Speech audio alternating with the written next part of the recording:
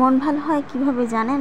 একটু ঘুরতে যাবেন পছন্দের মানুষের সাথে, একটু সবুজ শ্যামল দেখবেন, মনে হবে মনটা একদম হালকা হয়ে গেল।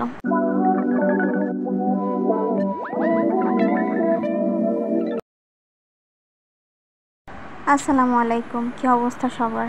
আমি ভালো আছি আলহামদুলিল্লাহ। এই জায়গাটা আমার এত পছন্দের একটা জায়গা, এখানে এত সবুজ শ্যামল, আমার কাছে অনেক ভালো লাগে। যখনই যাই না একদম মনটা হালকা হয়ে যায়, মনে হয় অনেক দিনের ক্লান্তি এখানে এসে ঝেড়ে ফেলে দিলাম। কিন্তু হ্যাঁ, হাঁটতে হবে অনেক।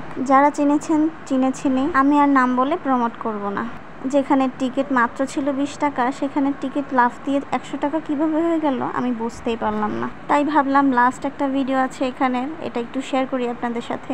এইখানে ঢুকবেন আর দেখবেন এমন সবুজ শ্যামল। আমার কিন্তু এর জন্য গ্রাম অনেক পছন্দ। চারদিকে সবুজ আর সবুজ, আর একটা স্মেল যে আসে না, ওইটা আমি নিতে অনেক পছন্দ করি। অনেক ভালো লাগে আমার ওই স্মেলটা নিতে। যখনই গ্রামে যাই আমার মুখটা খুলে দেই, মানে মাস্ক বা মেকআপ যাই পরা থাকে আমি আমার মুখটা খুলে দেই, তো ভালোভাবে স্মেল নেই। এই স্মেলটা না একদম আমার প্রশান্তি এনে দেয়। আর এই যে আমাকে দেখতে পাচ্ছেন, এই দিন আমি একটু সময় পাইনি একটু বসার, কারণ হচ্ছে একদম লাস্ট সময়ে গিয়েছিলাম, সবাইকে বের করে দিচ্ছিল।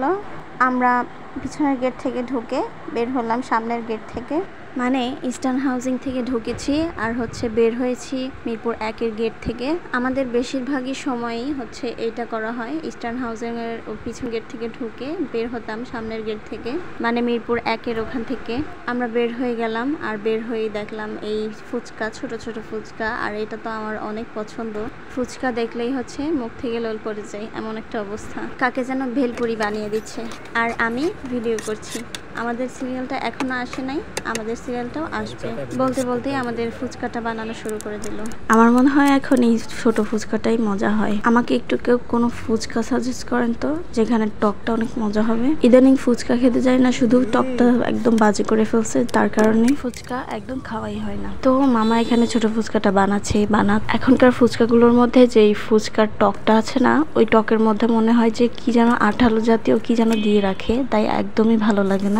আগে যে শুধু একদম তেঁতুলের টকটা পাওয়া যেত না, ফুচকার সাথে দিত, ওই টকটা আমি অনেক মিস করি। ফুচকা খাওয়া শেষে 2 নম্বরে যে লাভ রোডটা আছে তার ডান পাশে হচ্ছে একটা রোড আছে, সেখানে ঢুকে গেলাম। ঢুকে দেখি নিচে হচ্ছে হোটেল আর উপরে হচ্ছে রেস্টুরেন্টের মতো কিছুটা, যেটার নাম মায়ের দোয়া হোটেল অ্যান্ড রেস্টুরেন্ট। তো সেখানেই আমরা চলে গেলাম উপর তলায়।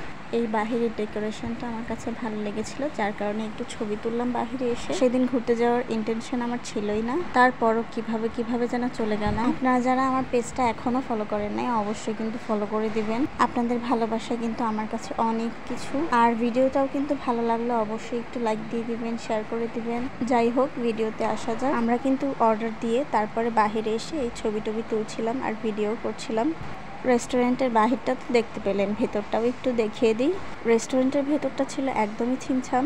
এই রেস্টুরেন্টের ওনারটা নাকি একটু বয়স্ক, তাই মার্কেটিং জিনিসটা বুঝে না। ফুড রিভিউয়ারদের দিয়ে এই রেস্টুরেন্টটা রিভিউ করলে কিন্তু ভালোই চলতো। আমরা নিয়েছিলাম চাউমিন আর হচ্ছে এই নাচোসটা, এগুলো কিন্তু অনেক মজা ছিল, মানে খাবারগুলো অনেক টেস্টি ছিল, কিন্তু চিজ আইটেম কোনো কিছুই এখানে ছিল না। তাই বুঝে শুনে এই দুইটাই পেলাম একটু খাওয়ার মতো, তাই এগুলোই নিলাম। আর খাবারগুলো অনেক মজা ছিল। যারা 2 নম্বরের আশেপাশে আছে তারা এই খাবারটা খেতে পারেন, অনেক মজা ছিল। খাওয়া দাওয়া শেষেই দিয়ে দিলাম বাসার উদ্দেশ্যে রওনা। যারা এখনো আমার ইনস্টাগ্রামে ফলো দেন নাই, প্লিজ ফলো দিয়ে দিবেন। আশা করি সবাই ভালো থাকবেন, সুস্থ থাকবেন। আজকের মতো এখানেই বিদায়, আল্লাহ হাফেজ।